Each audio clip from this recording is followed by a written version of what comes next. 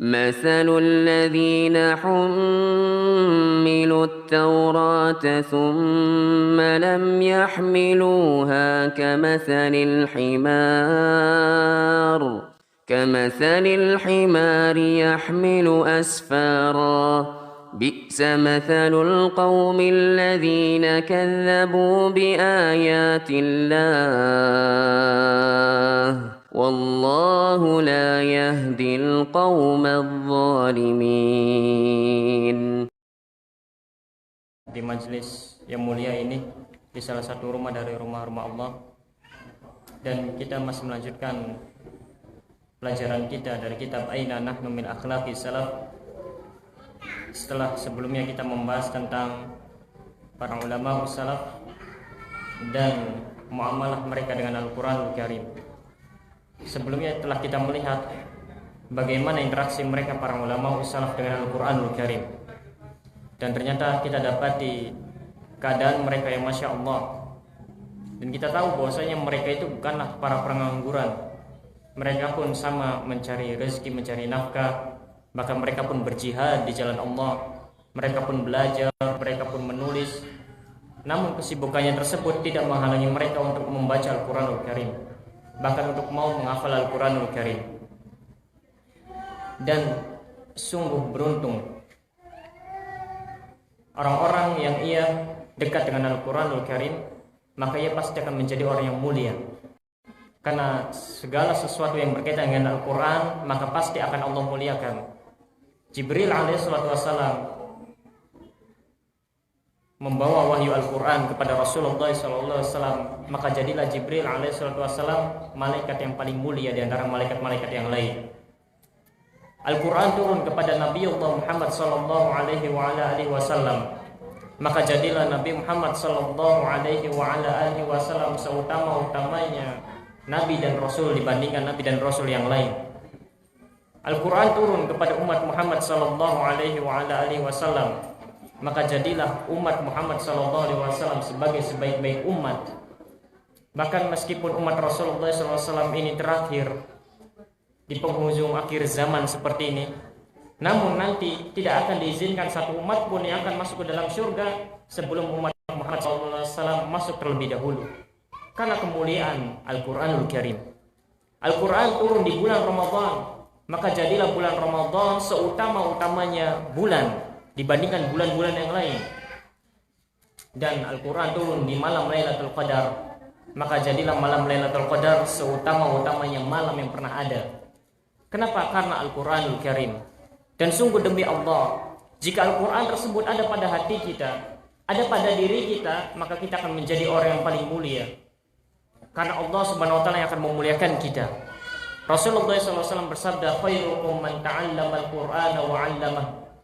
Sebaik-baik kalian adalah yang mempelajari Al-Quran dan mengajarkannya.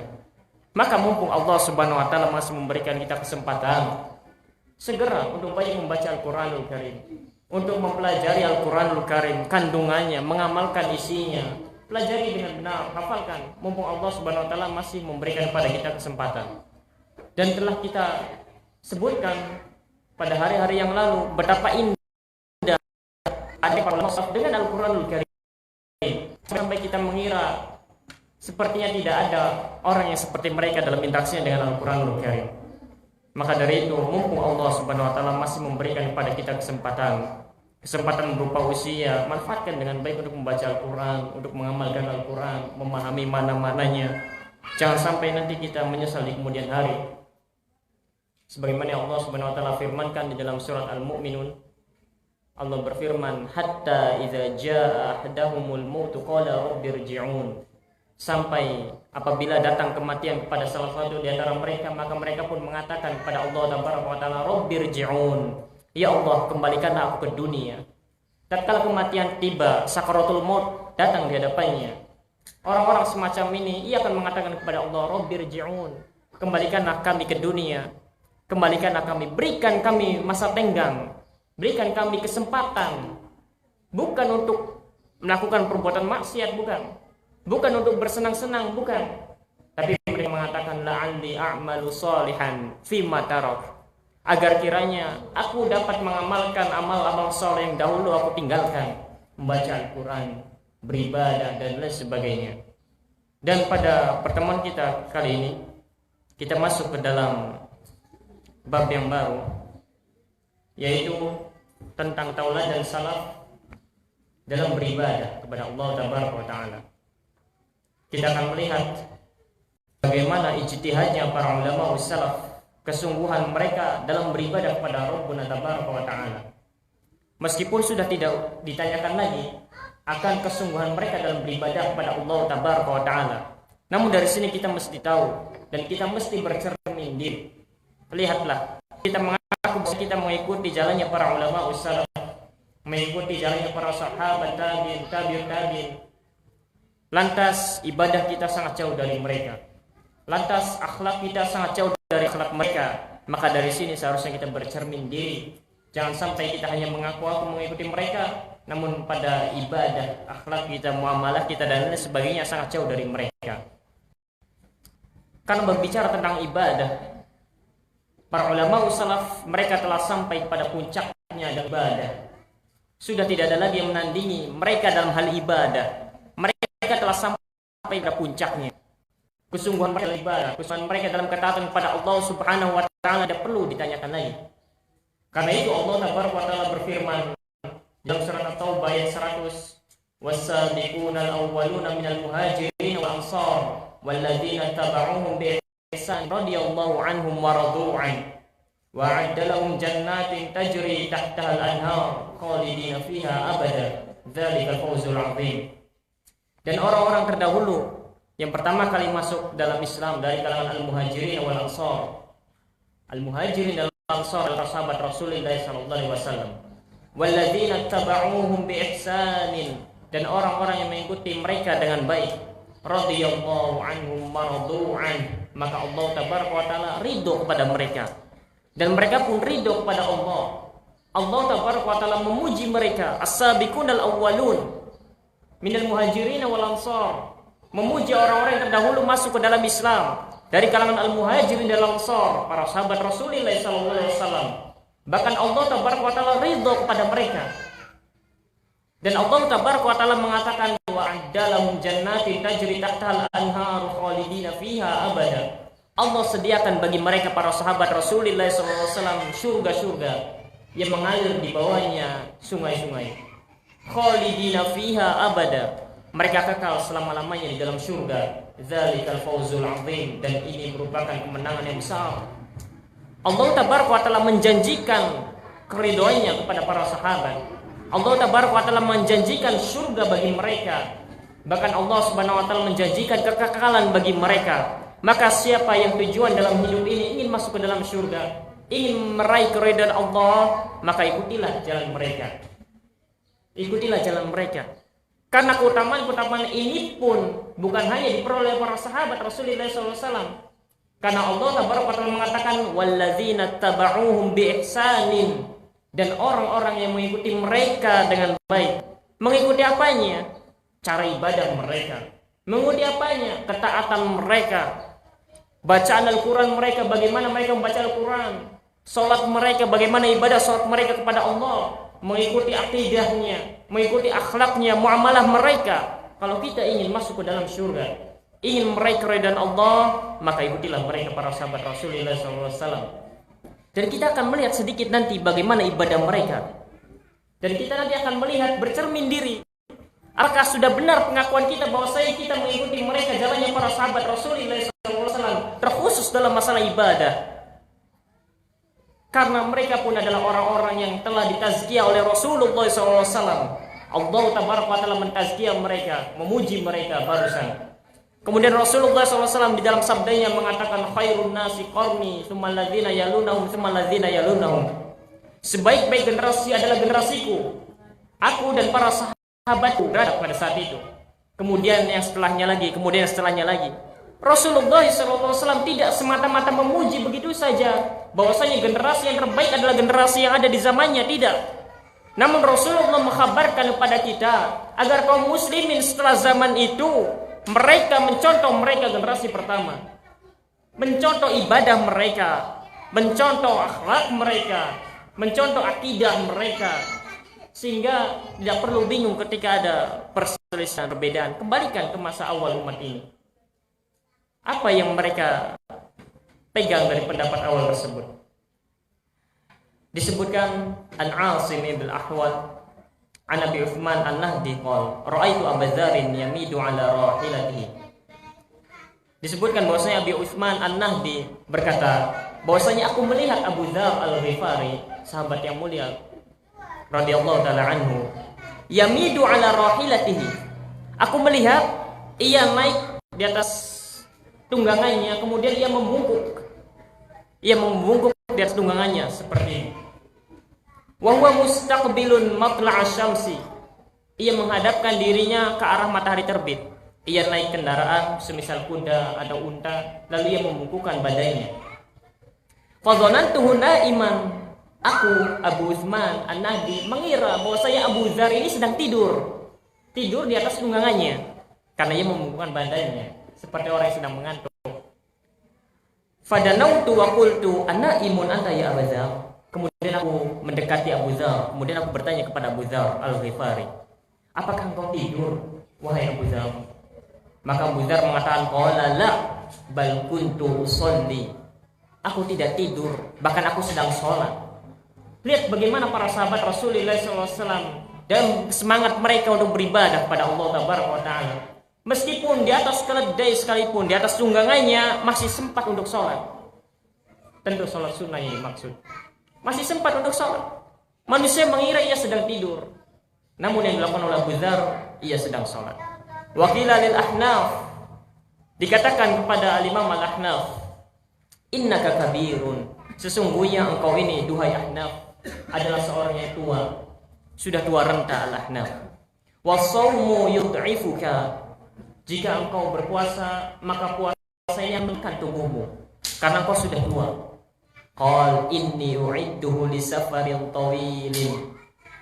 Lalu kemudian Al-Ahnaf bin Qais ini mengatakan, berkata, inni u'idduhu li safarin tawilin. Aku melakukan seperti ini.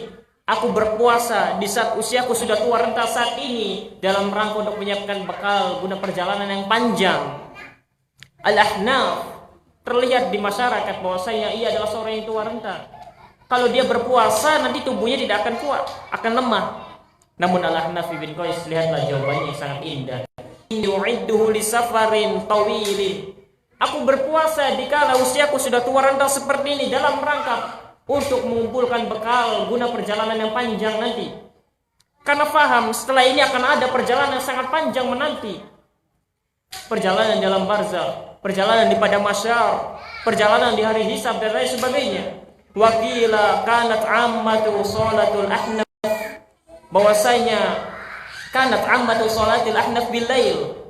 Imam Al-Ahnaf bin Qais banyak melakukan ibadah salatnya di malam hari, banyak menghabiskan malamnya dengan salat malam. Wa kana yad'u usbu'u al-sabiq yaqul has has. Imam bin Qais apabila datang rasa kandung atau rasa malas melanda, tatkala hendak salat malam, ia meletakkan jarinya di atas masabi, di atas lilin. Lalu ia bakar jarinya tersebut. Kemudian ia mengatakan has, aduh karena kepanasan. Kemudian Al-Imam Al-Ahnaf mengatakan, ma hamalaka ya Ahnaf ala an sana'ta kaza yaumun kaza. Apa yang telah engkau perbuat duhai Ahnaf dahulu? Engkau telah melakukan kemaksiatan ini dan itu. Lihatlah bagaimana semangat mereka dalam beribadah. Tak kala datang rasa kantuk, rasa malas, kemudian ia membakar jarinya di atas lilin. Lihatlah, api kecil saja, api di dunia saja engkau tidak mampu untuk menahannya. Lantas bagaimana lagi dengan api di neraka nanti? Maka dari itu Al-Imamul Ahnaf memotivasi dirinya untuk banyak beribadah dalam rangka apa? Untuk membekali diri guna perjalanan yang sangat panjang nanti. Lihatlah diri kita. Tak kalah sholat malam baru 2 rakaat, 4 rakaat, datang rasa kantuk, istirahat, tidur sampai pagi. Bahkan di antara kita mungkin tidak menghidupkan malamnya dengan sholat malam, tidak menghidupkan malamnya dengan berzikir pada Allah, memohon istighfar kepada Allah Taala. Kita menyangka bahwasanya hidup kita untuk mengumpulkan bekal guna berjumpa dengan Allah sudah tercukupi. Maka tenang-tenang saja. Alhamdulillah ala manhajis salaf. kita berada di atas manhaj salaf, tenang saja, Allah pasti akan ampuni. Subhanallah. Para ulama dari kalangan para sahabat dan tabi'in, mereka begitu bersemangat dalam beribadah, padahal kita tahu mereka itu paling dekat zamannya dengan zaman kenabian. Namun mereka sudah begitu bersemangat dalam beribadah. Bahkan tatkala rasa malas datang, kaduk datang, ia pun tak segan-segan untuk merasakan bagaimana rasanya api di dunia. Lihatlah, api di dunia saja engkau tidak mampu untuk menanggungnya, lantas bagaimana lagi dengan api neraka nanti.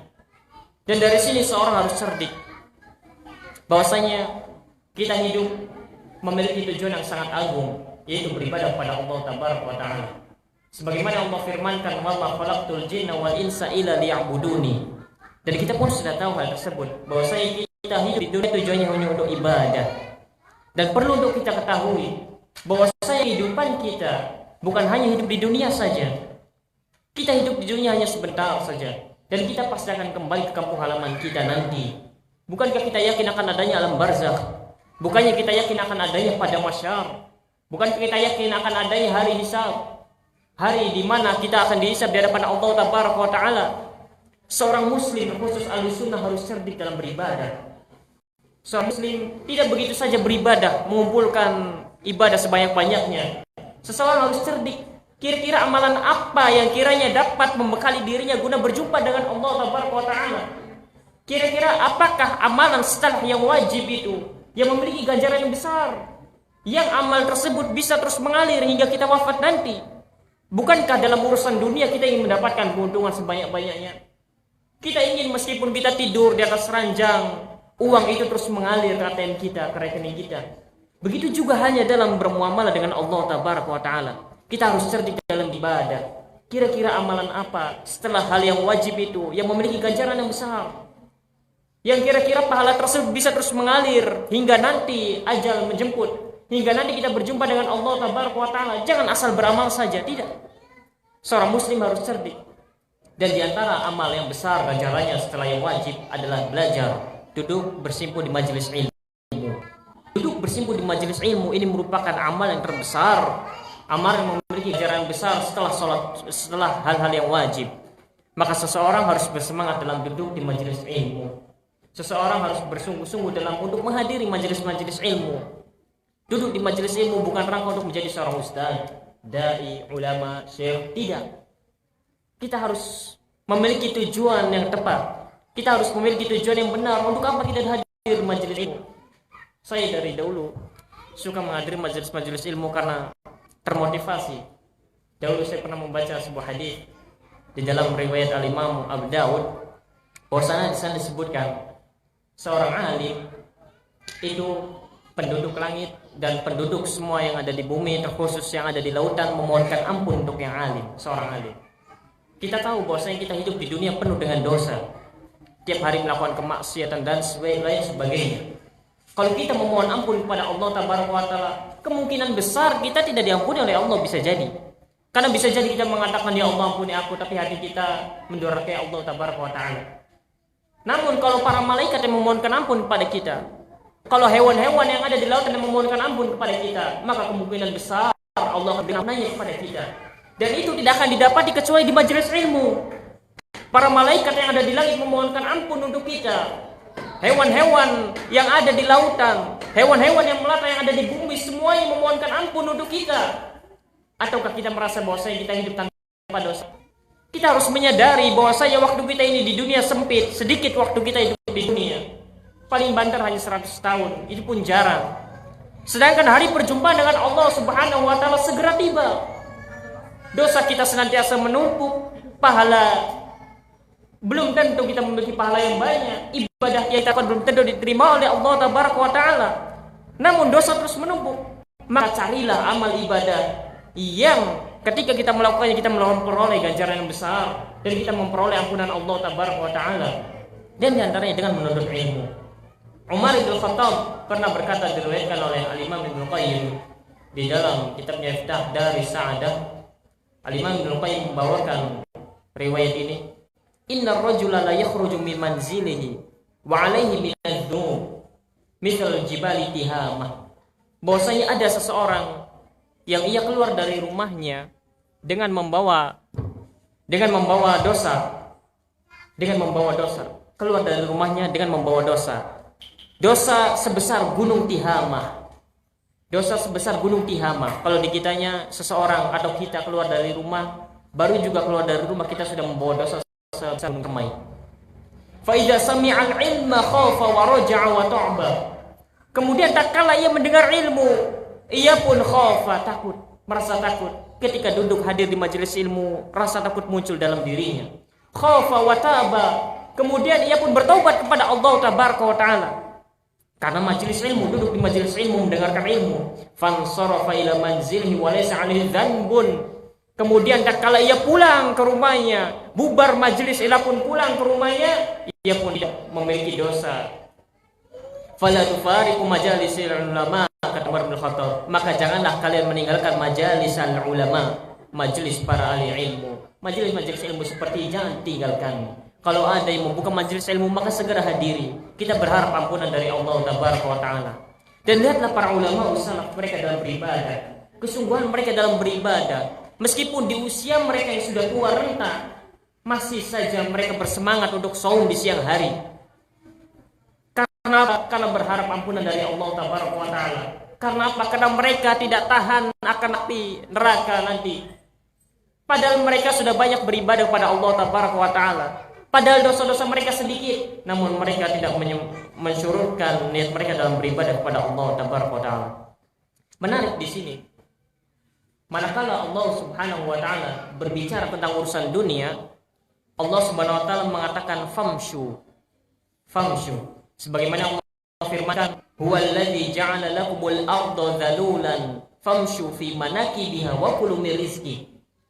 Dan Allah tabaraka wa taala yang telah menjadikan bumi ini semuanya dhalulan, yang mudah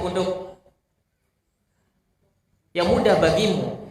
Famshu fi manakibiha wa kulu min rizqi. Maka berjalanlah kalian di segala penjurunya. Wa kulu min rizqi, makan dari rezeki yang Allah Subhanahu wa taala sebarkan. Lihat, tatkala berkaitan dengan dunia, Allah Subhanahu wa taala menggunakan kalimat famshu, maka berjalanlah.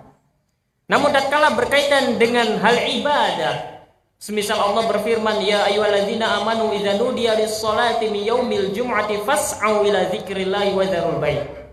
Tatkala hal tersebut berkaitan dengan ibadah, salat, maka Allah Subhanahu wa taala mengatakan fas'au. Fas'au. Artinya bersegeralah, berlarilah. Wahai orang-orang yang beriman, apabila ditegakkan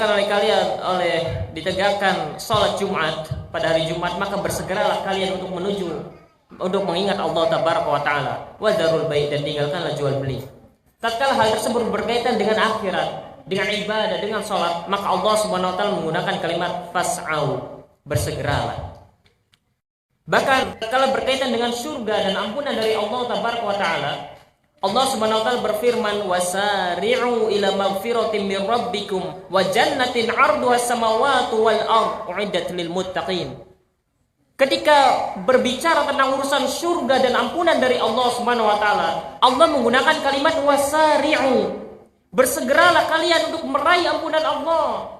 Bersegeralah kalian untuk meraih surga Allah. Yang mana surga Allah itu luasnya seluas langit dan bumi. Ya Allah Subhanahu wa taala sediakan surga tersebut bagi orang-orang bertakwa. Bahkan Rasulullah SAW tatkala berbicara tentang ibadah, Rasulullah mengatakan badiru bil a'mal fitanan kaqita'il lail al-mudlim. Bersegeralah kalian untuk beramal saleh, jangan tunda-tunda sebelum datang fitnah. Fitnah syubhat, fitnah syahwat. Yang fitnah tersebut datang bagaikan potongan malam yang gelap gulita. Perhatikan baik-baik firman Allah tabaraka wa taala barusan. Ketika berbicara tentang rizki, Allah hanya mengatakan famshu fi manakibiha, berjalanlah engkau. Namun tatkala hal tersebut berkaitan dengan ibadah, dengan surga, dengan maghfirah, ampunan Allah, maka kita diperintahkan oleh Allah untuk bersegera, berlari, meraih hal itu semua. Dan ini mengajarkan kepada kita bahwasanya untuk urusan dunia sudahlah, sekedarnya saja, berjalan saja, tidak perlu terburu-buru. Adapun berkaitan dengan akhirat, maka Allah Subhanahu wa taala memerintahkan kita untuk bersegera, dan ternyata apa yang telah dilakukan malah terbalik. Untuk urusan dunia kita mengatakan wasari'u, bersegeralah kalian untuk meraih dunia. Namun untuk urusan dunia, untuk urusan akhirat, malah kita bersantai-santai, berleha-leha. Ketika azan dikumandangkan, kita katakan nantilah 5 menit lagi. Apalagi komatnya 10 menit.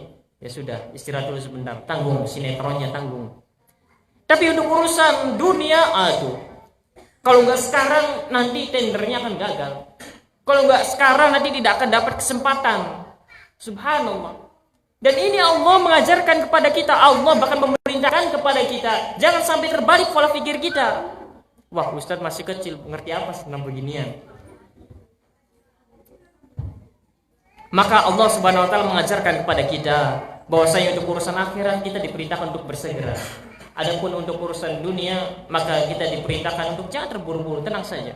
Karena urusan dunia ini telah dijamin oleh Allah Tabaraka wa taala. Dan menarik, Rasulullah SAW tatkala diperintahkan oleh Rasulullah SAW tentang suatu ibadah, mereka segera melakukannya. Tidak ada yang membantah Rasulullah dulu. Yang ini kan cuma sunnah. Kalau dikerjakan enggak, kalau dikerjakan tidak dapat pahala, kalau tidak dikerjakan tidak mengapa ya Rasul. Berbeda hanya dengan kita.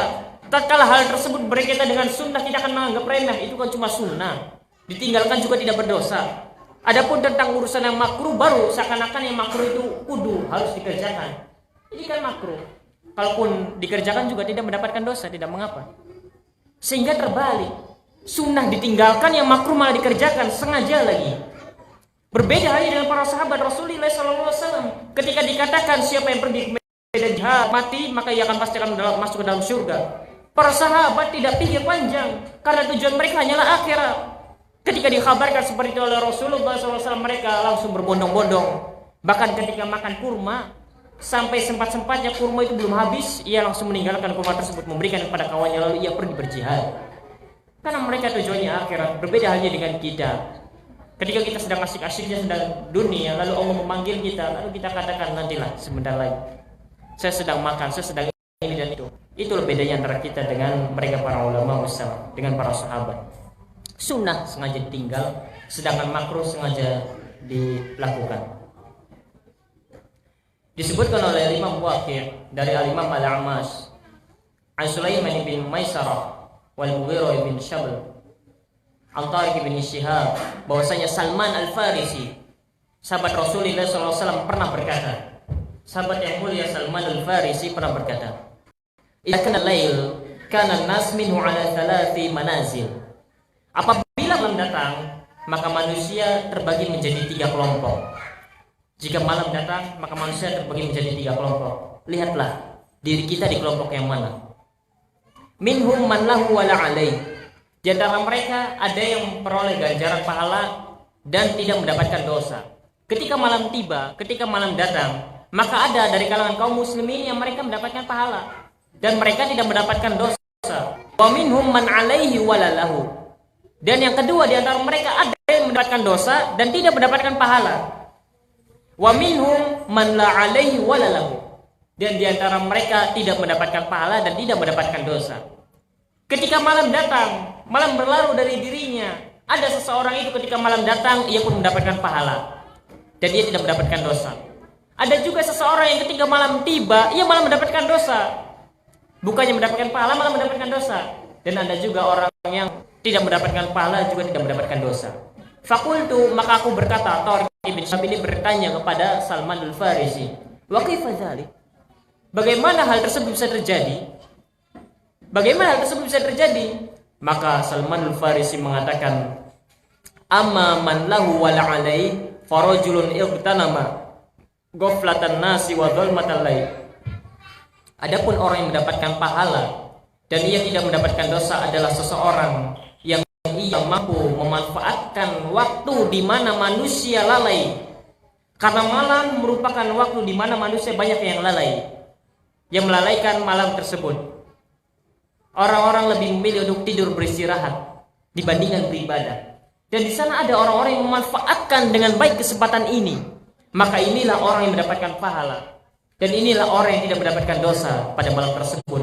Wa dhulmatal lail. Mereka mampu memanfaatkan malam ini di mana manusia lalai, di mana kegelapan menyelimuti manusia. Fatawadda'a wa shalla. Ia mengambil air wudu, kemudian ia salat malam. Ini adalah orang yang mendapatkan pahala. fadzaka lahu wala alaih.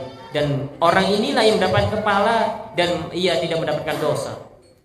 Wa rajulun ightanama ghaflatan nas wa zulmatal lail. Ada juga seseorang yang ia memanfaatkan waktu di mana manusia lalai, yaitu malam, wa zulmatal lail, di dalam kegelapan malam tersebut, famasya fi ma'asillah, ia malah mendatangi kemaksiatan, ia malah melakukan perbuatan-perbuatan maksiat, durhaka kepada Allah. Tatkala malam tiba, manusia lalai di dalamnya, tertidur dan lain sebagainya, malah kesempatan emas baginya untuk melakukan maksiat kepada Allah dengan alasan tidak ada orang pun yang melihat. Maka ini kesempatan emas untuk bermaksiat kepada Allah. Fadzaka alaihi walalahu, maka ini adalah orang dengan dosa dan ia tidak mendapatkan pahala. Wa rajulun nama hatta asbaha fadzaka la lahu wala. Dan ada seseorang yang ketika malam tiba ia langsung tidur sehingga ia tidak mendapatkan pahala dan tidak mendapatkan dosa. Dan ini merupakan pembagian yang disebutkan oleh Salmanul Farisi. Ada orang-orang yang memanfaatkan waktu malamnya dengan ibadah kepada Allah Tabaraka wa Ta'ala. Ada orang-orang yang memanfaatkan malamnya untuk bermaksiat kepada Allah Subhanahu wa Ta'ala. Ada juga orang yang memanfaatkan malamnya dengan kesia-siaan. Ia tidak mendapatkan pahala dan tidak mendapatkan dosa. Namun ini lebih mending daripada yang kedua. Qala Tariq, maka Tariq, seorang tabi'in, berkata, la asbahanna hadza, aku akan menemani sahabat yang mulia Salmanul Farisi. Penasaran dengan Salmanul Farisi. Tatkala Salmanul Farisi, sahabat yang mulia, berwasiat atau berkata demikian, Tariq penasaran, ingin tahu apa yang dilakukan Salman di malam hari. Begitu. Kemudian Tariq mengatakan, bercerita, faduriba 'ala nasi ba'thun fa kharaja fihi fa sahibtuhu wa kuntu la ufaddiluhu fi 'amalin. Kemudian suatu hari pernah manusia diberi tugas keluar. Dan Tariq pun memiliki kesempatan untuk bisa bersama Salmanul Farisi, pergi bersama di malam hari bersama Salmanul Farisi. Ia ingin lihat apa sih yang dilakukan oleh Salmanul Farisi, seorang sahabat yang mulia ini. Maka Tariq mengatakan, wa kuntu la ufaddiluhu fi amalin. Aku menganggap bahwasanya amalanku ini lebih banyak daripada Salmanul Farisi. Seorang tabi'in Tariq menganggap bahwasanya amalannya itu lebih baik, lebih afdal, lebih utama, lebih banyak dari Salmanul Farisi, seorang sahabat Nabi SAW yang mulia. In ajintu khabaza wa in khabaztu dabakha. Kalau aku membuat adonan tepung roti, maka dia pun ikut bersamaku mengadon tepung roti. Kalau aku membuat roti, membentuknya, maka Salman pun ikut denganku membentuk roti tersebut. Fanazalna manzilan fabitna fi. Kemudian kami singgah di suatu tempat yang mana kita bermalam di dalamnya. Wa kanat li Tariq sa'ah minal lail yaqumuha. Tariq ini memiliki waktu khusus di malam hari, yang mana waktu malam tersebut ia habiskan untuk sholat malam. Masya Allah, Tariq bin Shihab. Fakultu ataiqadha laha fa ajiduhu na'iman. Tatkala aku bangun di malam hari, yang mana Tariq ini sholat malam, ia mendapati Salmanul Farisi sedang tidur. Heran, ini sahabat kerjanya tidur saja. Makanya Tariq menganggap bahwasanya dirinya lebih utama, lebih banyak amalannya daripada Salmanul Farisi. Lalu ia mengatakan, fa'akul sahibu Rasulillah SAW khairun minni na'imun. Sahabat Rasulullah SAW yang katanya lebih baik daripada kami tidur, kenapa ia tidak bangun di malam hari lalu kemudian menghabiskan malamnya untuk sholat malam? Begitu pikir Tariq. Kemudian Tariq melanjutkan, fa'anamu thumma aku fajiduhu na'iman. Kemudian aku pun tidur kembali. Dan setelah tidur aku pun bangun lagi. Kemudian fajiduhu na'iman. Aku pun mendapatkan Salmanul Farisi masih tidur. Seorang sahabat yang mulia, fa'anam. Kemudian aku tidur lagi. Illa annahu kana idza ta'ar minal lail qala wa huwa muttaji' subhanallahi walhamdulillah wa la ilaha illallah wallahu akbar. La ilaha illallah wahdahu la syarika lahul mulku wa lahul hamdu wa bisyai'in qadir.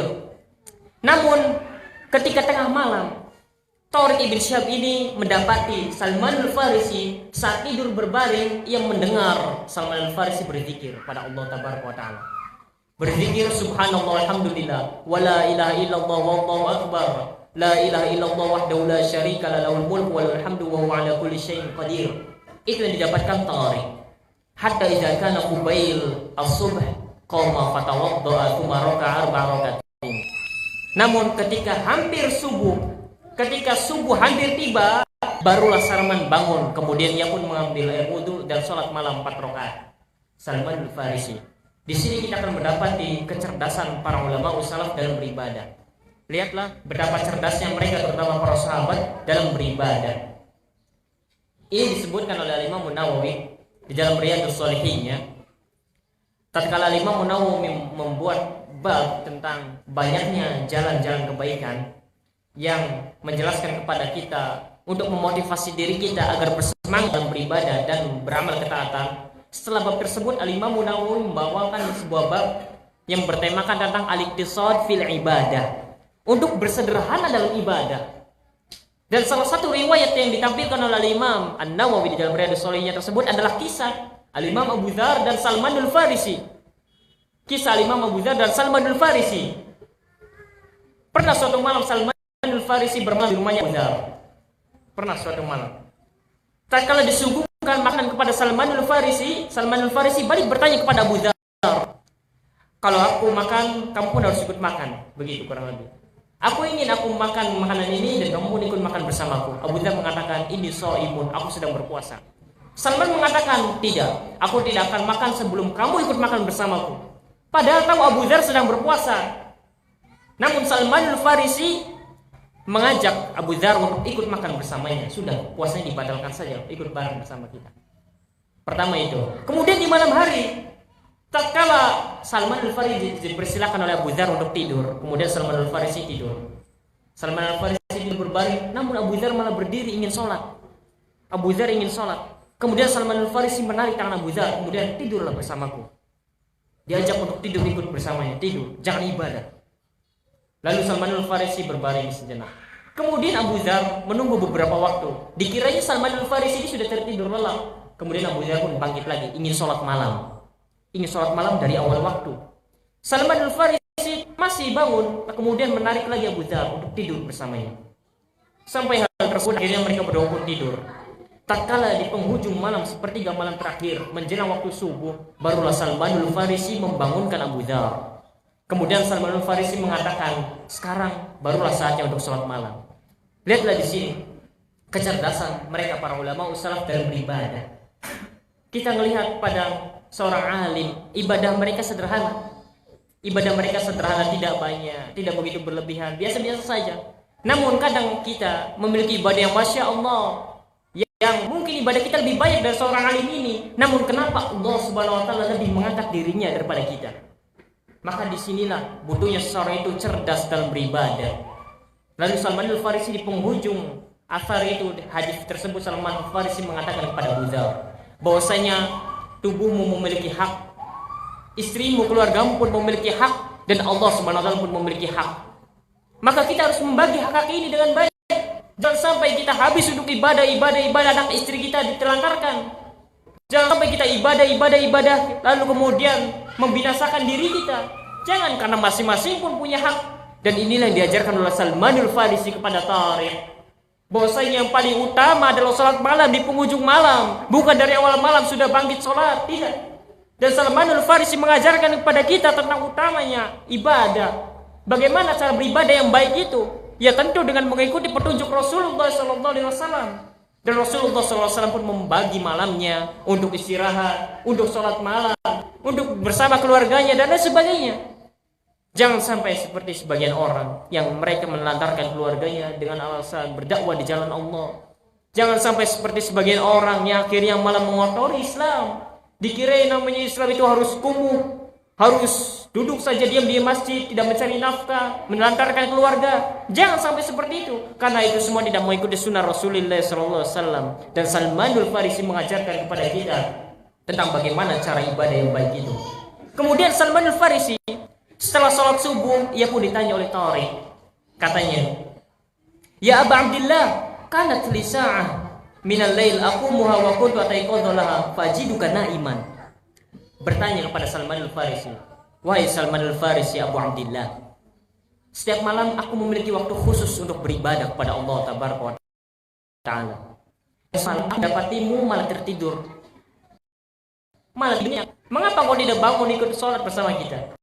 Kemudian Salmanul Farisi mengatakan, ya ibni akhi, wahai paman saudaraku, fa ish kunta tasma'ul, apa yang kau dengar dari lisanku semalam?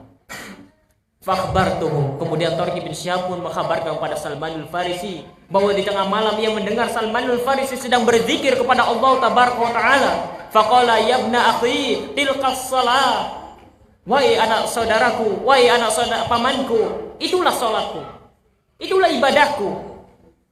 Inna salawatil khams kafarati lima bainahunna majtanabat al maqtalah. Sesungguhnya salat 5 waktu antara satu salat dengan salat yang lainnya itu dapat menggugurkan dosa-dosa. Selagi seseorang itu menjauhkan dari dosa-dosa besar. Kemudian dia mengatakan, ya ibna akhi alaika bil qasd fa innahu ablagh. Wahai anak saudaraku, wajib bagimu untuk bersederhana dalam beribadah, jangan berlebih-lebihan. Karena masing-masing memiliki hak. Kalau saatnya kau mencari nafkah, maka carilah nafkah. Kalau saatnya kau beribadah, fokus beribadah pada Allah, maka beribadah kepada Allah tabaraka wa taala. Fa innahu ablagh, karena yang demikian itu lebih mengena, lebih bermanfaat bagimu. Maka dari sini seseorang harus cerdas dalam beribadah. Jangan sampai dirinya beribadah, alasannya beribadah kepada Allah, namun ia menelantarkan dirinya sendiri. Jangan sampai ia beribadah kepada Allah, lalu ia menelantarkan keluarganya. Beberapa para penuntut ilmu kita dapati, subhanallah, ia sibuk beralasan ibadah, talabul ilmi, lantas hak dirinya saja tidak ditunaikan, akhirnya jatuh sakit dan lain sebagainya. Lalu ketika kita menegur, kok kenapa kamu mudah sakit? Kata dia, sibuk menuntut ilmu, masya Allah. Saya katakan bahwasanya orang yang menuntut ilmu, bahkan mereka itu sehat-sehat. Tidak ada orang yang menuntut ilmu lalu malah sering terjatuh sakit. Bahkan yang ada ketika seseorang itu sakit, kemudian ia belajar, maka sakitnya akan hilang. Para ulama seperti itu. Ketika dilanda pusing, panas, demam, diperiksa oleh dokter, lalu dokter mengatakan, dikisahkan bahwa ini adalah Syekhul Islam Ibnu Taimiyah, dan di lain juga dikatakan bahwa ini adalah kakek dari Syekhul Islam Ibnu Taimiyah, pernah demam, sakit, pusing.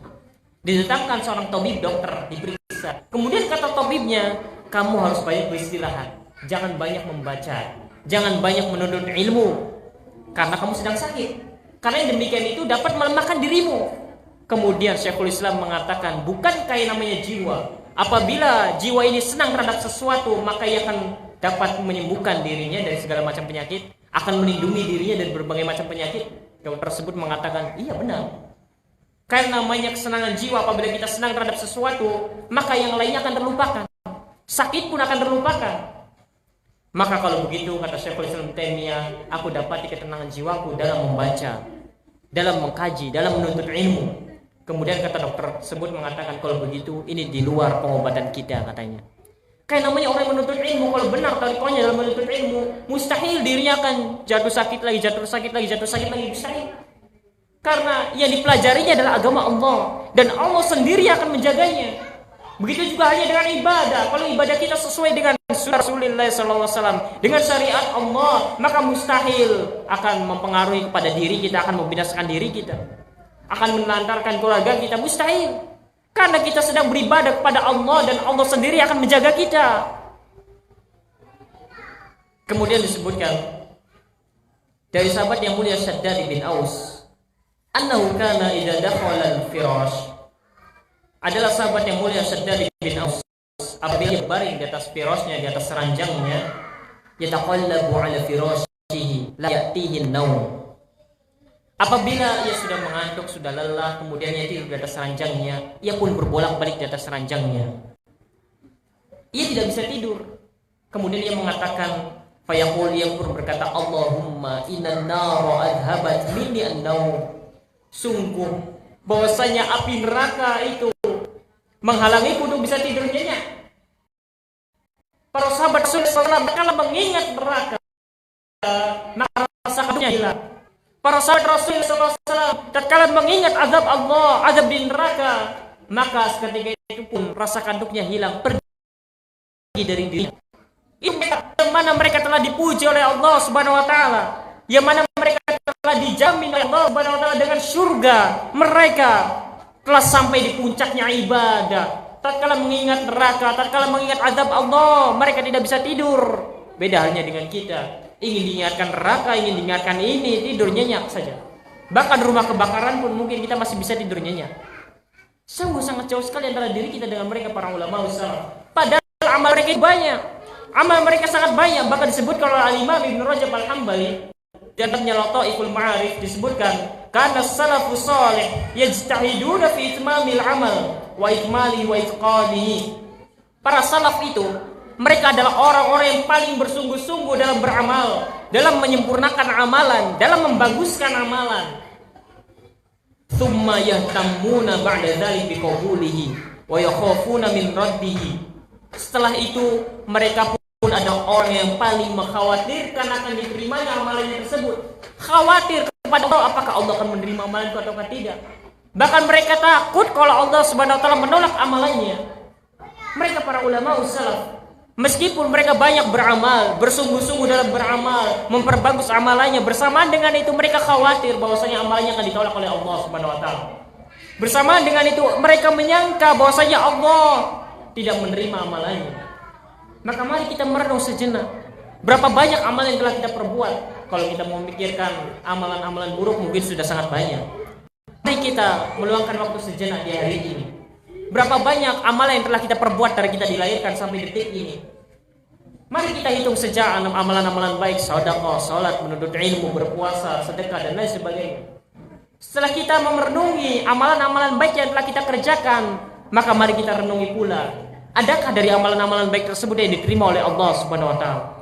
Adakah dari amalan-amalan yang telah kita lakukan berpuluh lamanya, berletih, bersusah payah, mengharapkan pahala dari Allah yang kiranya ada dari amalan tersebut diterima oleh Allah Subhanahu wa taala? Kalau sungguh kita mengetahui ada satu amalan yang diterima oleh Allah, maka kita berharap pada Allah Subhanahu wa taala agar kita kembali ke kampung halaman kita segera mungkin. Namun sayangnya kita tidak mengetahui, bahkan bisa jadi semua amalan yang kita lakukan tidak diterima oleh Allah. Dan tidak ada yang menjamin bahwasanya amalan kita diterima oleh Allah. Namun mengapa kita masih bersantai-santai saja? Namun mengapa kita masih bisa cengenges-cengengesan? Masih bisa tertawa tertiwi? Bahkan masih bisa meremehkan orang lain? Masih bisa bangga, ujub di hadapan orang lain? Kita masih bisa merasa bahwasanya diri kita ini terbaik? Kita adalah orang yang baik, beda dengan orang-orang lain. Subhanallah. Sungguh sangat aneh dan sangat ajib sekali. Padahal mereka para ulama salaf, mereka adalah orang yang paling bersungguh-sungguh beramal. Bersama dengan itu mereka pun orang yang paling takut bahwasanya amalannya tersebut ditolak oleh Allah Subhanahu wa taala. Ingatlah bahwasanya para sahabat Rasulullah SAW saja mereka khawatir bahwasanya bekal guna perjumpaannya dengan Allah itu tidak cukup. Sahabat yang mulia Abu Hurairah radhiyallahu taala anhu di akhir hayatnya ia pernah menangis. Kemudian ditanya kepada Abu Hurairah, "Ma yubkika ya Abu Hurairah?" Apa yang menyebabkan menangis tuhai Abu Hurairah? Abu Hurairah mengatakan yang mengatakan bu'dul mafazah wa qillatu zadin wa uqbatu qu'udin al-fiqha ila jannah. Yang ditangisi oleh Abu Hurairah bukan karena ia akan berpisah dengan keluarganya. Yang ditangisi oleh Abu Hurairah bukan bahwasanya ia akan meninggalkan harta yang dimilikinya. Ia tidak bisa memiliki harta lagi, tidak. Namun yang ditangisi oleh Abu Hurairah di penghujung hayatnya adalah bu'dul mafazah, karena jauhnya perjalanan setelah ini. Setelah hidup di dunia ia akan menghadapi perjalanan yang sangat panjang. Wa qillatu zadin, Abu Hurairah menganggap bahwasanya perbekalannya itu sedikit. Ini Abu Hurairah, sahabat Rasulullah SAW yang paling banyak meriwayatkan hadis Rasulullah SAW. Sahabat Rasulullah SAW tidak bekerja, yang hidupnya habis di Masjid Nabawi, duduk bersimpu di hadapan Rasulullah SAW, menuntut ilmu, menimba ilmu dari Rasulullah SAW. Sehari-harinya hanya mendapatkan makanan dari sahabatnya yang lain. Sampai-sampai Abu Hurairah lebih banyak kelaparannya daripada kenyangnya. Sampai-sampai dikatakan Abu Hurairah itu sampai panas perutnya. Sudah begitu Abu Hurairah menganggap bahwasanya bekalnya belum cukup, masih sedikit perbekalannya. Lalu ia mengatakan wa uqbatu qu'udin, bahwasanya perjalanan menuju Allah Subhanahu wa taala itu penuh dengan alar rintang, penuh dengan hambatan di padang mahsyar, di hari hisab dan lain sebagainya. Al-mubitu minha ilal jannah awin nar, sedangkan aku tidak tahu kemana ke tempat kembaliku nanti, ke surga ataukah ke neraka. Ini sahabat yang mulia Abu Hurairah radhiyallahu taala anhu. Lantas bagaimana lagi dengan kita? Siapa yang menjamin bahwasanya bekal kita guna berjumpa dengan Allah itu sudah mencukupi? Sedangkan kita banyak maksiat kepada Allah, lebih banyak sombongnya, lebih banyak ujubnya, tak kala mampu melaksanakan sebuah amalan. Padahal semua amalan tidak akan dapat terlaksana terwujud kecuali dengan bantuan dan pertolongan dari Allah Subhanahu wa taala. Maka ini sedikit yang bisa kita sebutkan dari ibadah mereka para ulama salaf, dan nanti kita akan lanjutkan kembali yang berkaitan dengan ibadah para ulama salaf ini, yang mana subhanallah mereka itu tatkala rasa kantuk tiba, ia langsung mengingat negeri akhirat, langsung mengingat dengan neraka. Tatkala merasa malas menimpa dirinya, futur menimpa dirinya, ia pun membakar tangannya di atas lilin supaya merasakan bagaimana rasanya panas api dunia. Panas api dunia saja engkau tidak mampu untuk menangguhnya, terus bagaimana lagi dengan api di neraka nanti. Maka dari itu kita yang mengaku mengikuti jalannya mereka para ulama salaf, maka harus dibuktikan bukan hanya dengan ucapan saja, harus dibuktikan dengan ibadah kita, harus dibuktikan dengan kesungguhan kita dalam menuntut ilmu. Karena kita berharap inilah yang menjadikan sebab kita memperoleh ampunan dari Allah Subhanahu wa taala. Kita berharap ampunan dari Allah Subhanahu wa taala dari apa yang telah kita kerjakan ini. Demikianlah sedikit yang bisa saya sampaikan, kurang lebihnya saya mohon maaf. Subhanallah bihamdika asyhadu an la ilaha illa anta astaghfiruka wa atubu ilaik. Wassalamualaikum warahmatullahi wabarakatuh. Alhamdulillah. Barangkali ada satu dua pertanyaan maka saya persilakan. Iya.